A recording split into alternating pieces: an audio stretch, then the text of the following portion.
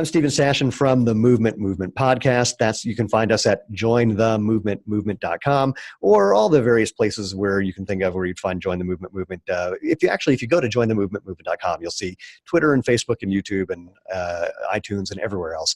And this is a podcast for people who want to learn the truth about how to move healthily, happily, strong, to have healthy, happy, strong bodies, and to cut through the mythology that people have been propagating that might keep you from doing that. If you've been listening to the podcast, you know that typically it's just me doing a lot of ranting. Well, I'm happy that that's not the case this time. I have my friend, Dr. Bryan Heiderscheit. We will be exploring something interesting. One of the many things we'll be exploring, could you improve your running and get rid of your injuries by moving faster without running faster? I know that sounds crazy, but we'll jump in and find out how that works. So first of all, Bryan, hello. Hi, Steve. Thanks for having me on. Appreciate it. Yeah, that's really kind of you, not for saying, hey, thanks for doing this again because the recording didn't work the last time. So that's what happened. Here we are again. So I'm going to ask you a question that I asked before. Maybe you have a better answer now. You're a PhD, which means you have a doctor of philosophy technically, so say something philosophical. No improvements at all. You know that. It's going to be the same. I have nothing impressive to say. That's actually very Zen of you. There's no improvements at all. Oh. I like it. Okay, I'm just going to stick with that one. I'll stick with after Zen, mountains are mountains and rivers are rivers. I suppose that would be true. Okay, so we started this conversation originally 20 minutes ago, and I asked you how you got to where you got to, and you were talking about how originally you were doing research on footwear. Shoe companies were selling you stuff. If you had to sum up what you discovered from that in like an elevator sentence, what would you say that you discovered? One of the challenges definitely is that when we tried to do the testing on the different shoes, on the material properties of the shoe, that they did not well represent what would happen when people ran. Ooh, that's interesting. So what happens in the lab does not equal what happens in real life. Right, exactly. And that wasn't our intent of testing the shoes, was actually to give information about the shoes themselves, not to interpret 5, 6, 7 miles down the road and say what they actually would do in terms of injury risk and performance. But of course, that's many times how that information is extrapolated. So wait, you're saying that you did not give information that showed that shoes improved performance or reduced injury, but the shoe companies then would take your data and say that that's what they did? Yes, correct. We did not do that, whether it's the shoe companies or others who interpreted it incorrectly. Yes, we did not do that. It's funny. There are some researchers who will remain nameless, but if they're listening, they will know who they are, who especially trying to prove that minimalist and barefoot running is frankly bullshit. They have studied VO2 max, and which is basically how well your body uses oxygen for people who don't know. And what they showed in a small study that has not been replicated, that involved people who were claimed to be proficient barefoot runners, even though I know none of the people that were in that study and I know all the local barefoot runners. And the conclusion was that the barefoot runners, their VO2 max was lower than the people who were running in regular running shoes. By the way, the regular running shoes were sponsored by the company that sponsors this entire lab. And so my argument was, hey, who cares? Because what your VO2 max is in the lab doesn't say anything about how you're going to perform in real life. And luckily, the same lab is now saying, well, we're still seeing VO2 max improvements with, the so-and-so, I won't mention the brand by name, but it rhymes with Flikey, Vaporfly. But we don't know why, and we're not saying that it's going to change the way you perform in real life. And I actually had someone say, well, how come so many people are setting personal bests in that shoe? I said, for the same reason other people are setting personal bests in other shoes. It's like, it's not what people say. So anyway, so that's the short version of what you discovered then. And now, what's got your interest now? What are you doing both either in research and or clinically? Yeah, so both environments, we're truly trying to look at how people are moving and if we think that their movement could be influencing their injury risk. And if we do think so, then what changes can we make and how? Ooh, so we'll jump into that in a second, but I realized that since we skipped and did our intro a second time, I didn't give you the luxury of saying where you are and what you do. Oh, sure. Dinner party. Professor. Dinner party. Hey, man, what do you do? I work at the University of Wisconsin-Madison, a professor in the Department of Orthopedics and Rehab, as well as the physical therapy program. I direct the University of Wisconsin Health Runners Clinic and have a clinic within UW Athletics to help with the Badger athletes. Cool. And to let people know, Bryan and I met through an event that he puts on with Dr. Irene Davis from Harvard and Dr. Chris Powers at USC called The Science of Running Medicine, which you can find at scienceofrunning.net. If you're a physical therapist, you're going to want to go to one of these events. This is where the three of them, let's just say, argue to some extent about the best way to evaluate and treat runners and running injuries. And we will jump into that in just a bit, in fact. So when you're analyzing movement now and trying to find ways for people to run better, healthier, et cetera, what's the thing that you're focusing on primarily? So we try to come up with standards that can be done in just about any sort of clinical setting. So we don't, I mean, we've done a number of high-tech research studies that have shown us some relationship between movement patterns and potential biomechanical loads and injury risk. But the challenge is that most clinicians don't have access to that sort of technology, or at least can't afford a lot of the technology. And so we've tried to make other measures or other movement measurements that they can do in a clinic setting. So some of the stuff that you're talking about involves force plate data and just like, looking at kinematics, basically how joints are moving and joint angles and various things like that. Yeah, so when we're doing the research studies, we've got our optic motion capture system, 8 cameras, all synchronized with force plate platform data, some muscle EMG pattern recordings, all being fed back into a single computer where we can recreate that individual movement as best we can using some of our models. So when you say this, it reminds me, so the panel discussion that I was on at the American College of Sports Medicine last year, there were some guys from Adidas who had their motion capture stuff, and they were all really proud of it. And they showed two things that I didn't have the time to go, are you kidding me? But the two things were, the first was showing a runner from the side and how when the runner's foot hit the ground, it's like, look, we can actually see the impact forces when they hit the ground. Isn't that cool? But what they showed was this massive spike of force that was heading in the opposite direction the person was running. So like they're slamming on the brakes while they're landing on their heel. And they were going, isn't that amazing? We can study this? Like, no. You're missing the big thing here. They just put on the brakes. Let's not even talk about what it means to send that force of spike through your body. There's some arguments about that. I think they're bad arguments. I think it's pretty obvious you don't want that. As much as you can reduce it, you want to reduce it. But regardless, even if you think that it's totally fine, it makes no sense to be having that much force going in the opposite direction you're trying to run. The second thing, they showed a runner from behind just when their foot hit the ground, and they showed the direction and the amount of force that was going in different directions. And so what they showed, the runner's foot first hits the ground and there's a force vector pointing at like 45 degrees out. I don't remember if it was in or out, frankly, but then it almost immediately switches to 45 degrees from in the other direction, and then to like 30 and then to 20. And then it finally gets straight up and down when the runner hits mid stance. And all I could think is, dudes, this is in the motion controlled shoe that you've spent 50 years developing. Really? That's the best you can do? And they were looking at it again, like it was super cool that you could capture this. And I'm looking at it like, wow, that's super cool. You just proved that what you do doesn't work. Yeah, I think that's some truth to that for sure. Yeah. So when you simplify things to give clinicians something that they can work with, what have you landed on, pun intended? Well, the main thing is that the most clinicians are going to have access to what they see. But of course, your human eyes, the eyes are not going to be able to capture the level of detail that you need to look at some of the running mechanics pieces. So we provide a way that they can utilize just a simple high-speed camera that most of us have available to us through our phones or something else that allows us to slow down the movement pattern and look at very particular aspects of the movement pattern that can give us insights into biomechanical loads. Can you be a little more vague, please? Yes, I can absolutely be more vague. So that's kind of the big picture. The specific things that we look for in terms of like flaws in movement is how much the person moves up and down, how much their center of mass, if you want to call it that, but how bouncy they are. Their head, you could use their shoulder, how much they bounce. Yeah. Another one is actually, wait, hold on. I want to pause there. That's an interesting thing. So because a lot of runners that I see, they collapse in their midsection. They basically run and they look like a spring. They look like totally. Yeah. So if you only watch their head move, their head may stay straight while their body is just collapsing left and right, or the other way around where people get super stiff and then they get really bouncy. And I think about Glenn Mills, who's Usain Bolt's coach.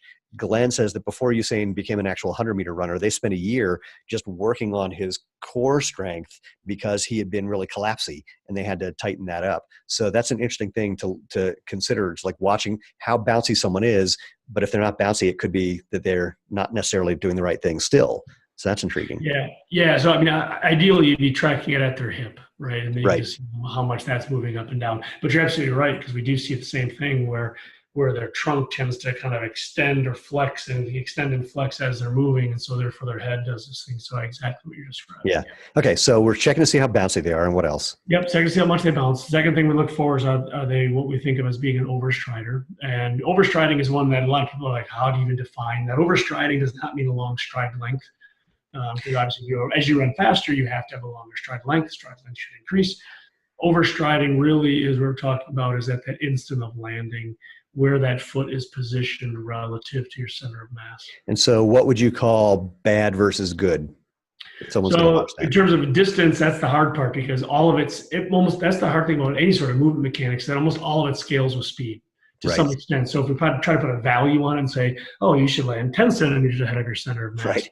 Well, that only works if I'm running at a certain speed. Well, and this is something that I've pointed out to people is they'll watch video of somebody running and they'll talk about them overstriding or not and have no sense of what speed is. Yeah. So, and the real effect of speed is if you're moving across the ground much faster, your foot can touch the ground further in front of your body, but it's not getting weighted until your body's over it because your body's moving that fast. And so really that's where a force plate comes in handy because you can see where the force happens in relation to the center of mass.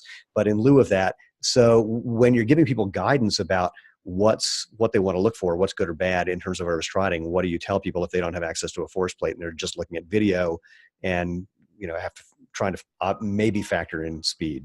Yeah, so what we try to do is there's a couple of other surrogate measures, such as looking at the knee angle, the knee how flexion flexible your knee is at initial contact, and then also looking at your shank or the lower leg, the tibial, and how far off of vertical that is. You want to get that closer toward vertical. So ideally then you're looking for more of your lower leg, your tibia, to be more vertical and the knee angle to be 20, 25 degrees roughly. Yeah. So basically, I mean, with that small knee angle and a vertical tibia, that basically means you're trying to get your foot underneath your body. I mean, it's the short version of that. Yeah. And do you care, or do you have any thoughts about where your foot is hitting the ground in that situation? In terms of like a foot strike angle, foot inclination? Either foot angle or basically the obvious, heel strike, midfoot, forefoot. Yeah, so our big approach with that is that I'm less concerned about the exact angle they hit the ground in, or if they use a forefoot, midfoot, or rear foot strike pattern. But I usually define it 4 ways. So you've got a forefoot, midfoot, rear foot, and then heel strike. So I consider heel strike to be this bigger category, right? Because when you think about the potential angles that your foot can get in, you can go into 40 degrees of an angle and still be towards your rear foot. Whereas forefoot strikers are going to be in a much, much smaller range. You don't see a 40-degree forefoot striker. No, but the thing also though is obviously footwear is going to make a difference because if you put a big heel underneath someone, then you're more likely to hit that in advance and have it hit ahead of your body, or more accurately, or another way of saying that is if you actually have that small knee angle and vertical shin angle, it's actually harder to land on your heel because it's basically already kind of behind you.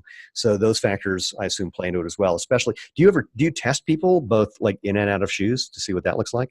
We don't do too much out of shoes, but what we do, like for example, with our athletes who run collegiately, most of them are wearing the exact same shoes or very, very, very similar shoes. And we test them at a whole range of running speeds. So we're able to make comparisons and look at, do individuals with different shoes land in different distances ahead of themselves, or the same shoe at different speeds? How does that factor in? And interestingly enough, even when they're wearing similar shoes, they can have a whole range of overstriding risk. When I was spending time in Bill Sand's lab, who's a former head of biomechanics for the U.S. Olympic Committee, he was at Colorado Mesa University, is what they've, I think, since renamed themselves to. What he saw is every different shoe changed people's gait unless they were like internationally ranked, typically middle distance runners and lower, like anyone running the 1500 or lower. You could put bricks on their feet, nothing changed. But anybody north of that or anyone who's not that skilled, every shoe made a difference. And same thing, if they were jogging, it was sometimes different than if they were at full speed. I also saw things, we took some habitual or people who were well-trained barefoot runners and then put them in a pair of 5 fingers, and they went from barefoot running with a midfoot or forefoot strike to heel striking and overstriding in their 5 fingers. And here's the kicker, they didn't know they were doing it. So it was fascinating to see. Now, the one thing that Bill would do, he'd put you on the treadmill, and it was like 5 feet wide, 10 feet long. He puts you in a Mission Impossible harness, so in case you fall, you're just hovering, you don't land on your face and go flying off the back of the treadmill and make an America's Funniest Home Video. But he would put you in your favorite shoes and watch you, filming at 500 frames a second. And then he'd have you run barefoot. And we saw that 95, maybe 95% tops, when they went barefoot, their gait changed into something that was way closer to what you described without any instruction. And I found when I was in his lab, if I gave people who were still overstriding and heel striking like 30 seconds of instruction, it would change. So we were seeing dramatic differences with just that simple intervention. Now, whether that would stick when they put on shoes or not is a different story, but it was incredible to see how quickly people would adapt. Yeah, I agree. I think people can change their gait, like you said, whether it's an external trigger that does it, such as the shoes or terrain or gradient or whatever it might be, or if you try to use some sort of verbal cue. The verbal cues. I found that I found people doing two things that really surprised me when I first started seeing it, but it made sense after I saw it. The first was people who would overstride. They'd have their foot way out in front of them, and then they'd plantar flex. They'd point their toe to the ground, so they're prancing when they ran. Like, exactly. Why are you doing that? They said, well, I'm supposed to land on my forefoot. It's like, but not like that. Exactly. So I've seen quite a few people, it's not just for forefoot strikers, but those who have read something and decide that they're going to adopt that running style. Right. And they adopt it in a way that you're like, wait a second, time out. That's not what we were after at all. Here's the other one. Whether it's some other cue or change that they've read about. Right. Well, the other one that I found is people who run, they look like Groucho Marx. So they bend their legs a whole lot and they still overstride, but they're kind of catching their foot on the ground and then pulling it below them. So they're not applying a lot of force, but it looks like they're skiing. Yeah, it looks kind of like cross-country skiing. That's exactly right. Yep, we see the same thing. Yeah, and again, I was like, it's just exhausting. Right, I know. It's like, how did you think to do that? And then I realized, oh, you're supposed to put less force on the ground. You're supposed to bend your knees. They came up with those cues, and they found a way that works with them. I've talked to some people who refer to themselves as accomplished barefoot runners because they've run half marathons and marathons, and then they run like that. I mean, it's allowed them to do it, but I wouldn't call it necessarily the best choice for the future. Yeah, absolutely. I cannot imagine trying to run faster. No, you've definitely got a limit, and that's the thing is when you. One of the things that I've seen, especially if they're barefoot runners doing that, when they put on something like one of our products, which allows them to run faster, suddenly they discover form cues or form problems that they didn't know they had because their form changes, and they say, "Hey, this shoe is like making a bunch of noise." Like, no, you're making noise because you're slapping the shoe down because it's just the variation that you've made from your Groucho Marx thing to being able to have more form or better form, but you haven't adapted to that yet. It's really fascinating. Lena likes to call our shoes a coach because they're giving you information you can use. But I've seen some people have interesting relationships with their coaches. Oh yeah, for sure. And so I know, and partly what inspired this conversation is that one of the things that you focus on in the Science of Running medicine events is cadence. So I know that's another thing that you look at, and this is full of mythology. Oh my goodness, is it ever? So please jump in. Yeah, so we utilize, I should step back. The reason we went toward cadence and step rate is not because it was the solution, but because it was something that people could understand and could utilize as a cue to trigger some of the changes we were after mechanically. And that's what's been the challenge is people forget about the rest of what I just said and they focus on step rate is the answer and the solution. And therefore we got all these issues that we're trying to correct now. Well, so let's talk about what is valuable in cadence and define it for humans who don't know it. And then let's talk about the part that gets lost where people think it's a one size fits all panacea for all running problems. Yeah, so step rate is the number of foot strikes that occur per minute. So if you count how many times your foot hits the ground or both feet hit the ground, now you have the number of steps per minute. I want to jump in here and because I want you to highlight something that cracks me up. When people talk about, especially barefoot running, minimalists in general, the phrase that gets used a lot is shorten your stride. Yeah. And when I hear that, my head wants to pop off my shoulders and then spin around and then explode, or just explode, either way, because people don't realize that stride length is just the distance from when your foot hits to when your foot hits, Yeah. and is not, and you can have an appropriate, quote, short stride, barefoot stride, and have a long stride length because you're running fast, applying a lot of force into the ground when you do that. But for many people, that is the cue that makes sense because they can't see behind themselves. Right. So they don't realize that their stride is actually the same length. It's just that it's happening in what's referred to as, as backside mechanics instead of frontside mechanics. So, exactly. Well, and whether it's backside mechanics or whether it's float mechanics, because arguably most of your increase in stride length as you run faster and better occurs in the air. Correct. Right? Correct. Yeah. Okay. So anyway, back to cadence. Yeah, so you're right. When you think about running speed, let's just say you're running an 8-minute mile, right? And you have your number of steps per minute and you've got the length of each step. And so you put those two together and now you have speed.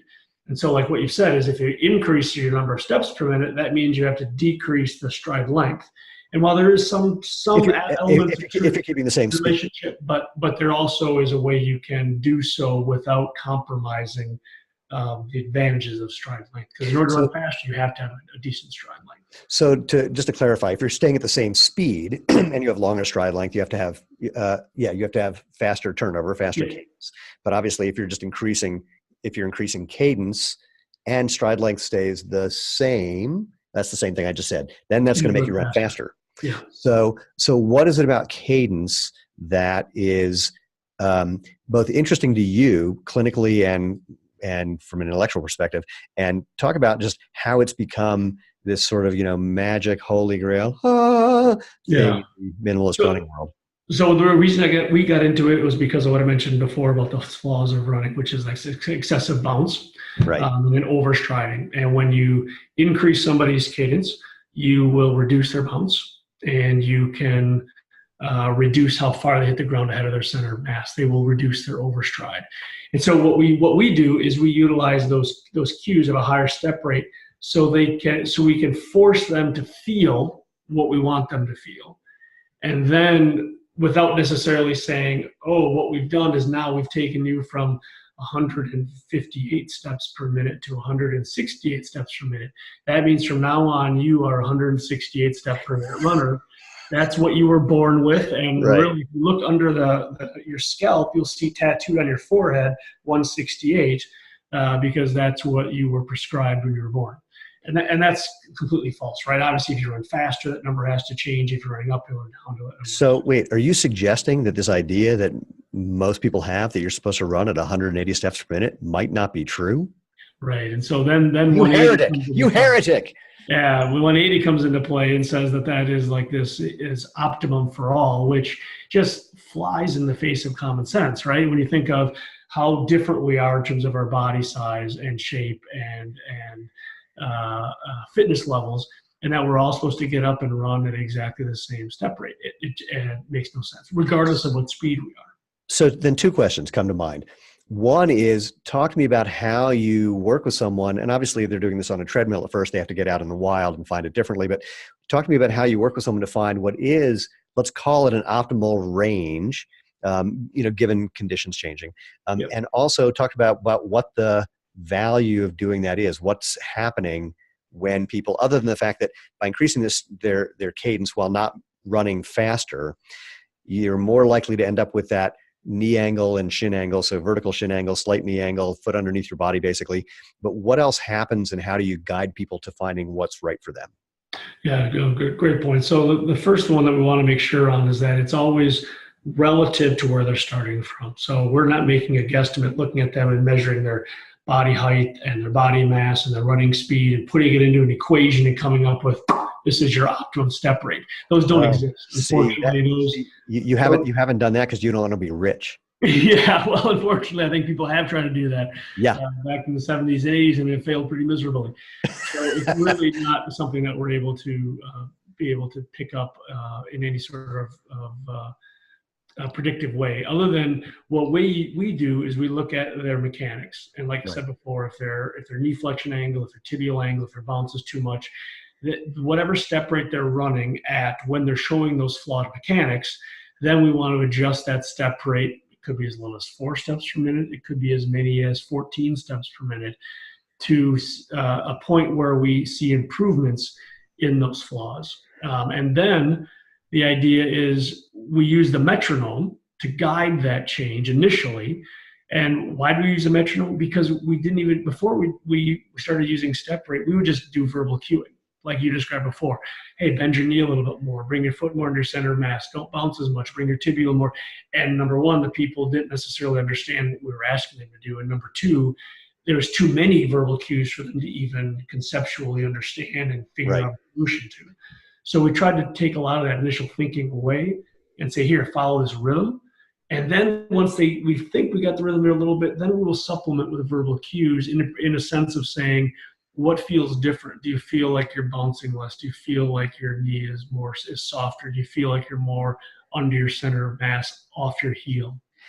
I have three thoughts, and I'm going to have to give them to you all at once, or I'll lose them. One is, how would you guide people to play with this on their own? Mm-hmm. Two is, I lost the third already. Two is, what does it take for people to get used to that new cadence? Because we do the one we do because we're used to it, and something new will feel weird.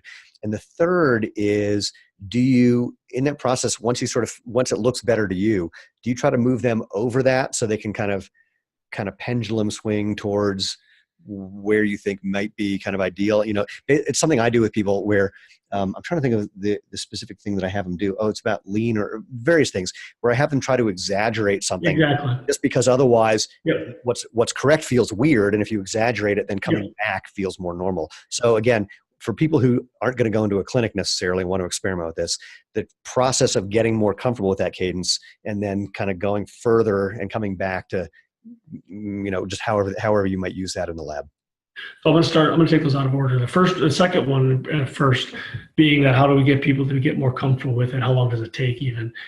Comfort is a hard one because that tends to vary quite a bit between people. People can reproduce what we're asking nearly immediately, within 1 or 2 sessions. And if we bring them back a month later and say, hey, I want you to run the way I showed you to run before, they can reproduce this for it really spot on. That doesn't mean that they were doing it the whole time, but they've recalled enough where they can reproduce that rhythm. Right.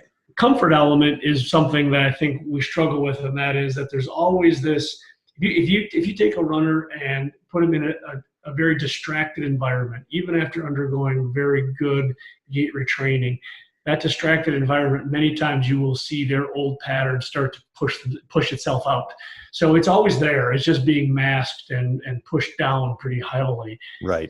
Which means that, again, for a while their running is going to take some thought and some cognitive override to make it happen. So comfort becomes challenging because of that. And related to that, in terms of somebody being able to do it on their own, I'm actually very hesitant about doing any gait changes on people outside of the clinic for what we said before, which is many times they'll adopt a pattern that you're like, whoa, that is not what I was after. And that's actually very injury risk increasing, such as that Groucho run pattern you described. That is a huge issue for hip flexor overutilization and all the problems that go on with that type of running. So when we utilize gait retraining in my clinic, it is strictly for injured runners who have had injuries, chronic injuries, trying to get back from an injury. Then we will utilize this as a solution. I think where I struggle with, and this is an area that we've explored briefly, which is, do we ever try to change gait in people who are not injured? Right. Or from a performance standpoint, we've tweaked performance issues a little bit, or gait for performance issues a little bit. But the idea of trying to preventing running injuries through gait change, that is a really tough one. And the science is way behind that. That would, I mean, it's one of the things when people ask me about running in zero shoes, for example, I go, well, there's 3 reasons I can think of you wouldn't want to do it. One is if you don't want to just spend some time to get used to it, which is kind of silly. It's like saying, hey, my arm came out of a cast, but I'm never going to use my arm again. So, it's going to take some time to get stronger. The second is, oh crap, I don't remember what the second is. I'm having trouble with lists of 3 right now. I get 3 in my head and 1 disappears. But the biggest one is, if you are a competitive athlete, don't do it. if your livelihood depends on what you're doing, don't mess with it for now. Now, if you get injured, that's a different story. And if you think there's other reasons you may in the off season want to start experimenting, but don't be a bonehead. It's a really interesting point. Now, I want to now the idea that of people putting themselves in a dangerous situation by experimenting with cadence, I will of course say, look, it's not rocket science. Play with it and see what happens. That's exactly right. Use your body as a guide. If something feels wrong, maybe it is. If something feels awkward, that's a slightly different story because you're not used to it. But definitely, if you can get video feedback, that would be really helpful because then you can watch and just see where your foot's landing, see what the shin angle is. I mean, these are things that many people can see relatively simply, and I'm going to come back to that point in a second. But there's another thing about cadence that's interesting, and I'd love for you to comment on it. I don't know whose study it was. Maybe it was coming out of your lab for all I know, about cadence and force. And I made a U-shaped curve because it seemed that with increased cadence, the amount of force, the impact loading forces were lower up to a certain point, and then they started getting higher. And of course, speaking as a sprinter, sprinters are trying to get the maximum impact force because that's what makes you run faster, mass-specific force. But distance runners, by and large, are looking to decrease force within kind of a window. So can you tell me about that aspect and what you've noticed there? That I'm not actually familiar with that particular relationship. So no, I mean I understand the relationship between VO2 and cadence and loading rate and foot inclination angles. We see some of sort of curvilinear relationships, but impact force gets lower and then higher. Well, I mean I think the basic idea is that if you are landing in the way we're describing, which is basically foot under your body rather than way out in front of your body, you're just not going to get that massive spike of force initially. And you're actually, if you're landing the way that we're talking about, you're going to be using your muscles, ligaments, and tendons as the springs and shock absorbers they're supposed to be, more than using your joints to try to absorb that, or the shoe, which will never do it, to try to absorb that. So I think that's the gist, is that increasing cadence is another cue that just leads to that form change that can lead to reduced loading forces.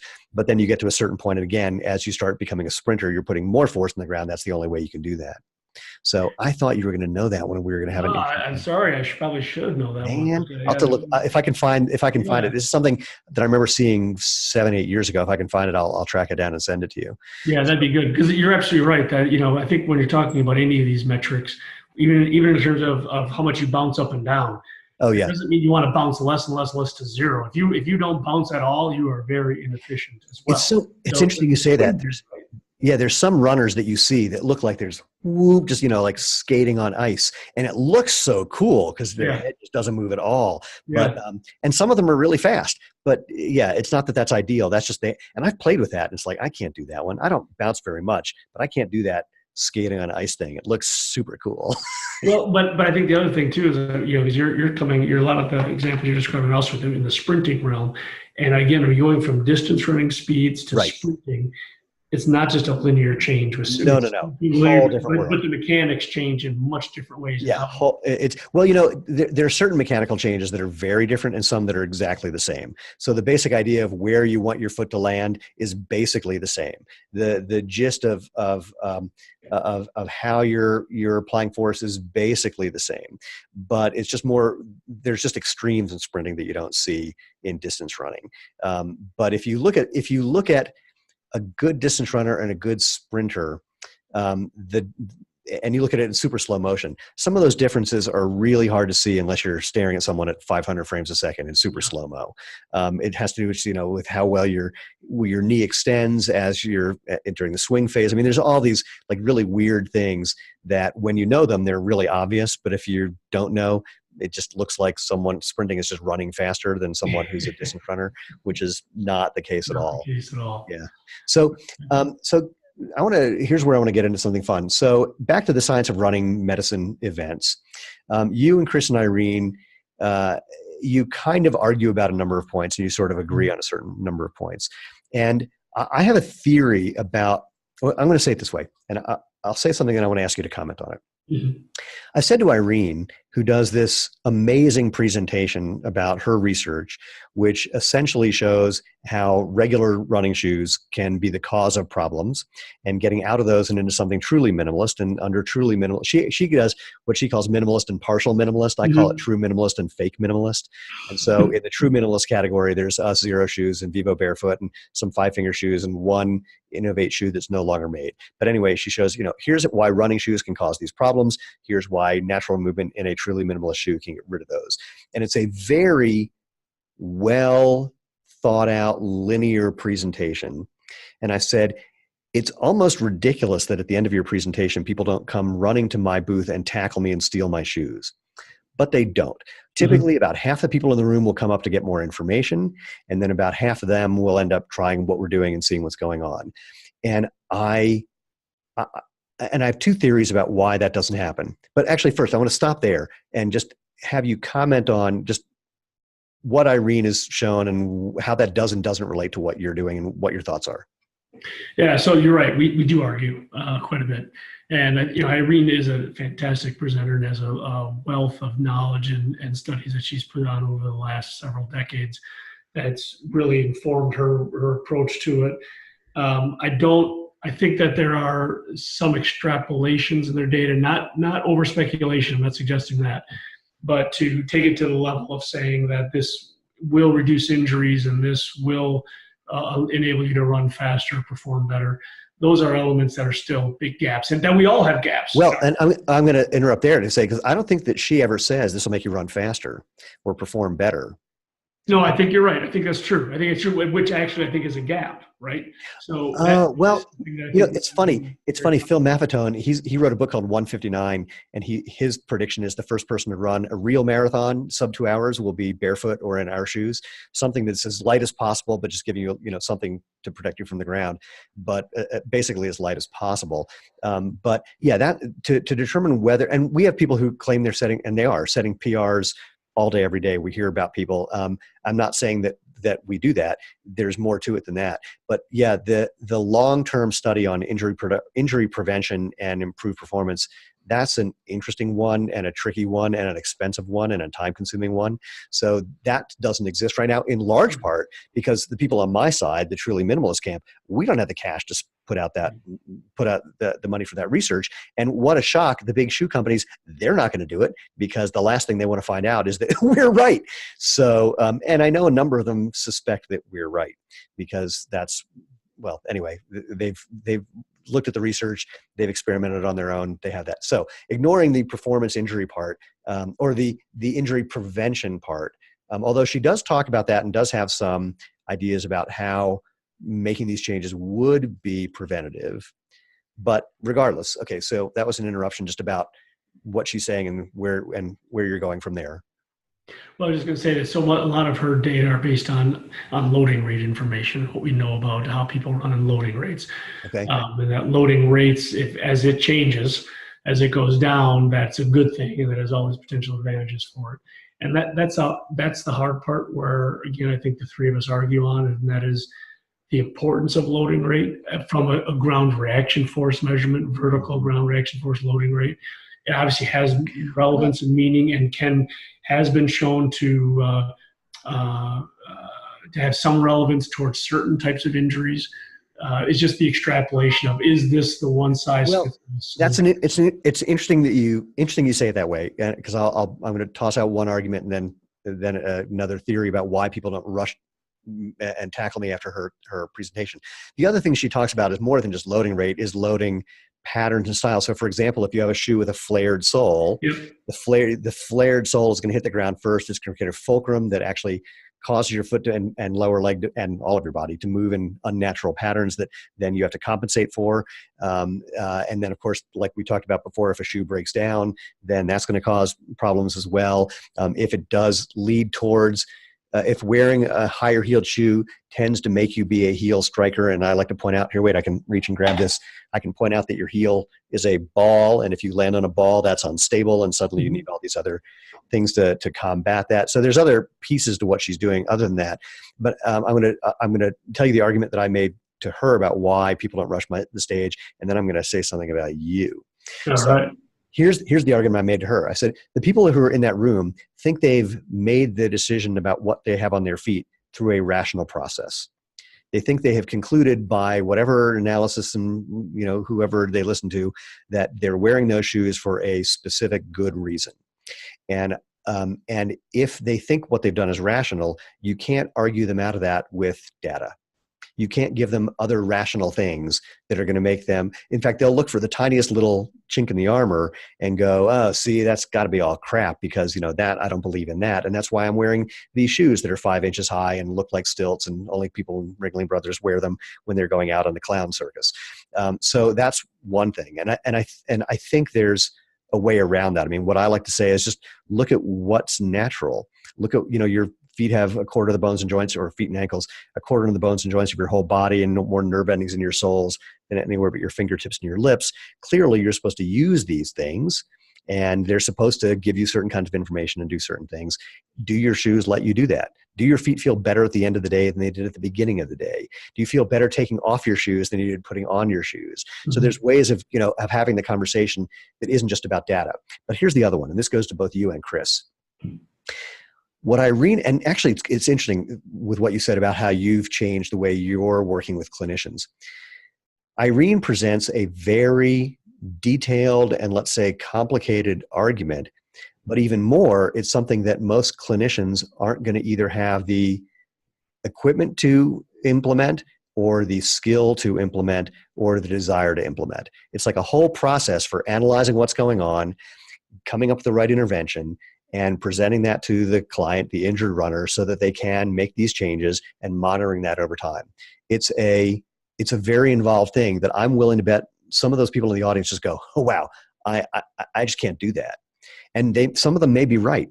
Some of them, you know that different people have different skill sets about how to look at something and analyze it and know what a common factor is versus an extraneous factor, you know, various things. Then you come out, and Chris, even more than you come out with something really simple. And you go, hey, you know, let's just take a look at cadence. Let's take a look at bounce, and just let's look at those two things. And they go, oh, thank God, I can do that. And so I'm not saying that you're right or wrong. I'm saying that what you're presenting is a simpler story for people to latch on to. And I'm intrigued by that, because I'm intrigued by the stories that we tell and how that leads to different behaviors. And I would say that to a certain, I would argue that you guys actually agree on many more things than you disagree on. Mm-hmm. But when you're able to present a story that's as simple as let's play with cadence and bounce, then that just it just seems like it's easier to wrap your hands around. And then Chris's story arguably is even simpler, which for people who don't know, it really has to do with just the angle of your torso when you're running. And that's even simpler for people to go, because they can just look at that and show other people. And it just, the simpler stories seem to, not always, but can win. And I'm concerned about that, because I'm not saying, again, that the simple story is incorrect, but I would argue that it's probably incomplete. And if we give people something that they can latch on to that is simple, then they're not going to want to pick up something more complicated. Yeah. You know, human beings try to avoid doing shit that's hard. And so this is my kind of fundamental concern. Like, and I'll stop ranting in a second. You know, my simple story in a way is take off your shoes, find a nice, smooth, hard surface, go for a really short run, 20 seconds, see how you feel the next day. If you feel good, try to add 30 seconds. If you feel sore, wait till you feel better, then do it again until you don't feel sore. And if you feel hurt, then you want to change something. And here's a few cues until you're having fun. That's the guide. Mm-hmm. And then start increasing the time. And in a way, that's a simple story as well. And it overcomes a lot of these things, because some of the things that I say is the intervention: pick up your cadence, check where your foot is, see where your body is, all of those little things, but they're secondary to go do a short run, see if you're having fun. If you're not, come back till you can. And then things to play with. So anyway, but that was my half criticism of you know what happens from in that event in your conversation. I'm curious what your thoughts are. Yeah, well, I would start by saying I think you oversimplified my solution. Good. So you're guilty of that. So I don't think it. I hope that I don't just simply manipulate cadence and overstructuring and call it, because I think there's a big element to it. Because that would be akin to me saying, really, well, Irene's solution is just land on your forefoot, and that'll take care of everything else. Because that is a big element of what you described. It's true. It's true. Okay. So then, again, that's the nugget take home. Yeah. Okay. So then for clarification, but the elements behind it, the justification for it is much bigger. Okay, but then so to make sure that people don't walk away thinking that it's just about bouncing cadence, get a little more specific. But I would like you to address just the phenomenon, if you will, of what how these conversations happen and what people do with them. With the goal, of course, is to make people have a better time, be healthy, happy, fun, strong bodies. Yeah, but I think it goes back to what you said before, which is that we each kind of approach what we're hearing with our own biases that we're coming into the conversation with. I mean, I think you have obviously a bias toward Irene's approach, given what you've explored on your own and where you're at now. I'm not saying that you're closed-minded to other options. I'm saying that you're maybe more open to what Irene said. I would actually contend. I'm not going to disagree, but I would contend that my approach is consistent with both. Definitely with you. With Chris, maybe a little less so, because I don't think what he's saying is as important. I don't think it's going to create the effects necessarily that are as important. I'm not saying that I dismiss it. I just diminish the value of it a little more. And I'm happy to talk to him about that, because I don't know what he's done in a clinical setting to see how that works.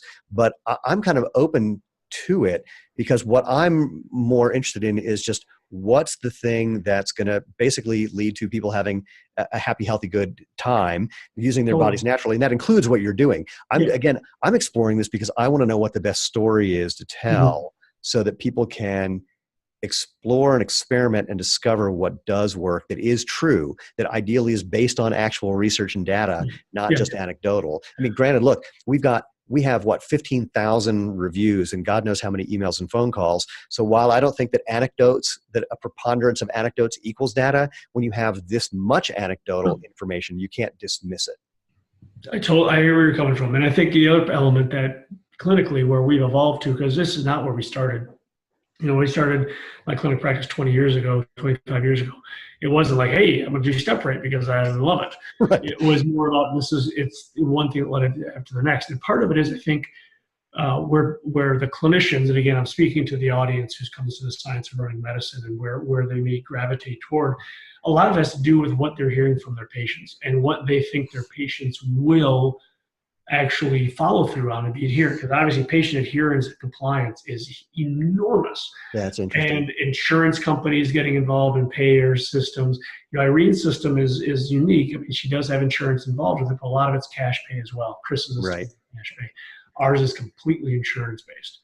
We have, if people are out of network, then they may pay cash. They have the option for that. But so you've got a lot of other barriers and constraints. That's really interesting. So when you do take on Irene's approach, which she will admit right off the bat, it's more involved, right? Like you said, it's a little more complex in terms of how she goes through this retraining, how many sessions.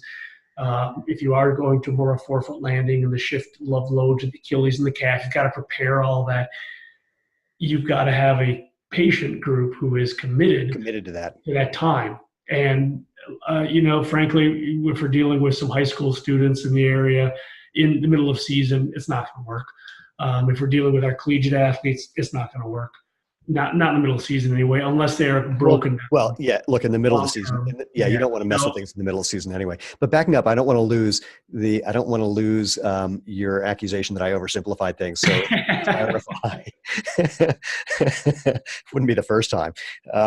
So if you want to clarify that, or add in the points that I overlooked or dismissed or discounted, so that people really get what you can give them, that would be great. Well, to get into those little details, you have to listen to the whole course and the whole talk. So, again, the idea of looking at all those interacting elements of the movement mechanics, the cadence was one of those first steps to bring a lot of the pieces into play. They don't always work. It doesn't always work. Like you mentioned, people can create some sort of solution that you're not totally after. Similar to overstriding, I think that's a key element, but how do you do that at different speeds, and how do you really retrain that properly, and how much is too much? That's where it comes into a lot of different elements as well. So it gets more complex. And if you just assign a particular step rate of 180. No. And I'm not and I wasn't suggesting you just step rate, because I don't say that. I have written a number of articles and done a number of things about how the whole mythology of 180 steps per minute is complete mythology. But I do say experiment with that, and I do say play with that, and and I do recommend video. I mean, I have a whole theory, a neurological theory about what it takes to make changes in movement patterns, in part because I did research when I was at Duke on cognitive aspects of motor skill acquisition. And one of the things that I notice is some people, they just have no relationship to what's below their neck. You say, "Are you hungry?" They go, "Yeah." I go, "How do you know?" Expecting them to say, "Well, I feel this hole in the pit of my stomach." And they go, "What do you mean? I'm hungry." And they literally just don't have a relationship to feelings in their body. And they need a whole different kind of intervention than people who can feel things, but they don't have good proprioceptive skills. You ask them to put your arm, parallel to the ground, and it looks like it's Nazi Germany because they don't know what parallel is. So they need a lot of video feedback because they have a disconnect between what they think they're doing and what they're doing. Some people, they can feel things. They've got good proprioceptive skills. They just need cues to speed up the process because they'll figure it out on their own, but you can accelerate the learning process. Some people are just naturals, and the problem is they have so much fun doing something new, they get tired and they revert to one of those previous steps. And then there's the phenomenon that we forget that the process of learning is by nature frustrating, because the feeling of frustration is the feeling of laying down new neural pathways and trying to get out of an existing groove. And we forget that we're supposed to feel frustrated when we try it, and then we rest and it integrates a little, and then we come back and it's a little better until we can't remember how to do the old way. And that is a process. I actually have, Irene and I are kind of competing on something. We have some theories about how to do what you're describing to improve adherence and to make this data available so that people can learn it better on their own, or at least keep it better when they leave a clinic. And we're not surprisingly thinking very much the same way for a number of reasons. I don't really care who wins this contest because I want people to be able to move, whether they're running, walking, hiking. I don't give any special magic to running, but it's just movement in general. And I do think there are ways to give people information in a way that works for them, that allows them to learn these new patterns and integrate them. And integrating means getting to the point where they're in the back of your brain and you're not thinking of them anymore. You just do them. And we know it's possible because if it weren't, no one could do a double twisting, double backflip. So we know it's possible to learn highly complex things that we're not wired to learn. It just takes certain kinds of information presented in a certain way to do it. And no one has done that yet. Yeah. And I think we're on the brink of that. That's very well said. And I think there's always, like you said, a lot of commonalities between the three of our approaches. And I'll admit that we utilize all three of the approaches depending on the patient that's in front of us at the time and what their needs are. But figuring out how to teach every person who walks in the clinic, that's the challenge, because there is no one teaching solution for every person that's the same. It has to be robust enough to be able to adjust itself depending on who that listener is. It's interesting. Someone asked me once about, if you could make an app that just gave people the right cue. I go, you can't do that. That's right. Right cue is what changes. Well, and sometimes, it's the right cue at the wrong time. Sometimes it's the wrong cue at the right time. I realized, it's not something totally unrelated to this. When Lena, my wife, and I, before we were a couple, I was visiting her, and I don't know what I did or said, something that got her very upset. And after, a little while of the silent treatment, I went in and said or did something else that made it even worse. and she said, "Did you think that was going to be helpful?" And I said, "Of course I did." And either I was wrong, or on your deathbed, you'll look back and go, "Oh, yeah, that was pretty good." So, right. And I don't know which, and my apologies. I was trying to be helpful. I get it if it wasn't. Sorry about that. So to be mindful of time, that is both yours and the fact that I got an appointment happening soon. If you wanted, what are you looking at for the future? What are you seeing as, what's upcoming that has you interested and excited? Yeah, so what we're trying to do now is recognizing that running injuries are way more than just movement mechanics. That's a part of it, but there's a whole lot more going on there. We were in the middle of a prospective observation study where we've been collecting data on fairly high level runners for the last 3 years, from training volume and training habits to sleep habits to nutrition habits to bone density measures to running mechanics to changes in speed of running mechanics over time, on and on and on. and eventually start to sift through all of those So factors. I want to ask you a weird question. Given the fact that we are, as the book title and best-selling album from two unrelated people says, born to run, as soon as we start walking, we start running. Since this is something that is just part of our DNA, if you will, how do we match that phenomenon, that it really is just something that we start doing, and we start doing well when we start doing it, with the seeming added complexity of trying to address it in the ways that you're describing? Well, I think so much of it is to do with it is innate in the sense that we know how to do it.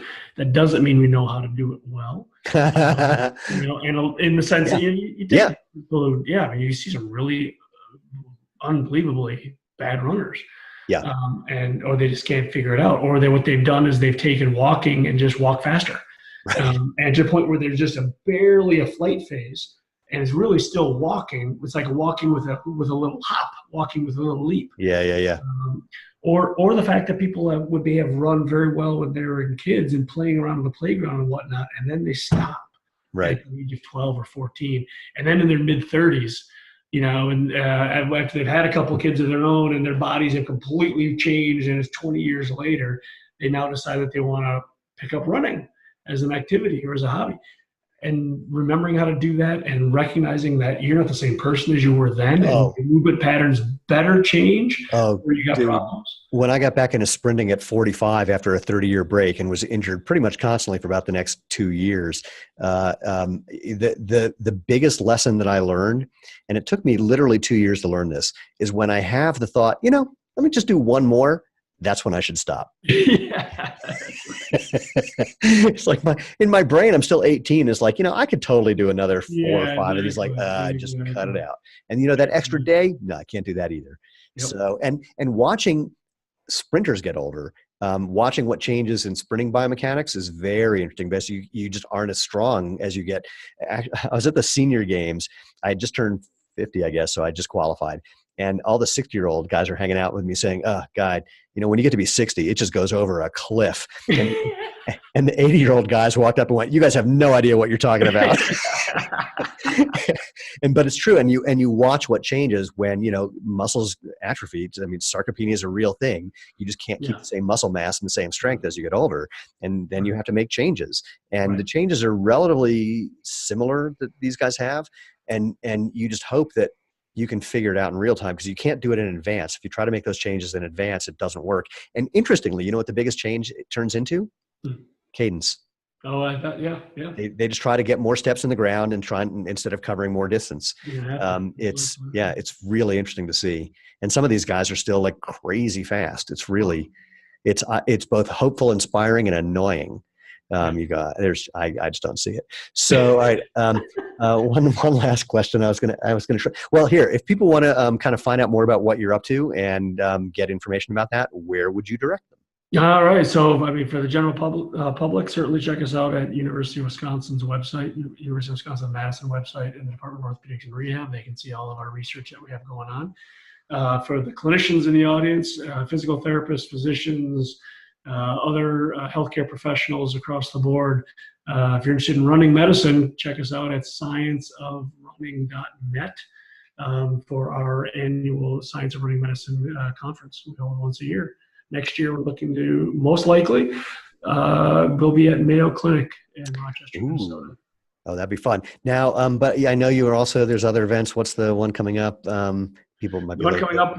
So we also have the running summit that we host in partnership with Mountainland Physical Therapy based out of Utah.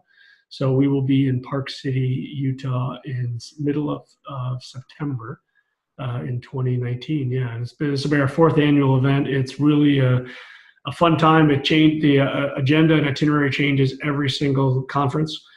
We have new speakers internationally that are brought in, physicians, physical therapists, strength conditioning coaches, a number of pharmacists, sleep medicine experts come in and speak on various running-related topics. But again, it's focused on a healthcare provider audience. Yeah, it's going to be fun. I actually just signed up to be a sponsor. Fantastic. Yeah, we're exciting. Well, I'd love to have you out there. Yeah, no, I'm really looking forward to it. Well, it's just over the mountain for me. So it's a pretty easy trip. And then I go right down the hill into Salt Lake City and go to the Red Iguana for dinner. It's the best Mexican food I've ever had. So that was really the inspiration. I don't care about your runners. So, Well, you know what? There's a reason why we chose Park City, Utah in yeah, September. yeah, it's a good one. Running and that trail running is pretty amazing. It's a pretty fine place. It's I call it's sort of Boulder-esque if you just made it smaller, higher, and richer. That's sort of the gist of it. It's Aspen Light is another way of thinking of it. Anyway, Bryan, not surprisingly, this has been a total treat. This is the longest we've actually gotten to do this, and we did no prep for it, which I knew we wouldn't have to. So thank you, and I'm really looking forward to, obviously whatever we can do to be helpful. If there's anything, hey, wait, I forgot to ask. I sent you a pair of Prios. What do you think of them? I love them. I wear them at the gym every day. They're fantastic. I haven't quite used them yet outdoor running. I'm not early. Need a little more prep time for that, but otherwise fantastic. Love them. Yeah, keep me posted when you finally get up the courage to run. You will find that you've been kicking yourself by not having done it sooner, is my hunch. So Fair enough. Fair yeah. enough. Anyway, total treat. And really quick, just to do the sign off.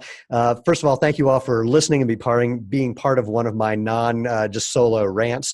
If you have any questions, feel free to chime in wherever we can do questions and we will answer them. If I see anything that Bryan needs to answer, I will forward that to him. Follow us in all the places you can follow us, subscribe and like and share, et cetera, et cetera. Come to www.jointhemovementmovement.com so you can find out more about what it takes to have a happy, healthy, strong body and enjoy walking, running, hiking, or whatever it is you do for the rest of your life. I'm Stephen Sashen, and I just want to thank you. And as I love to say, live life feet first.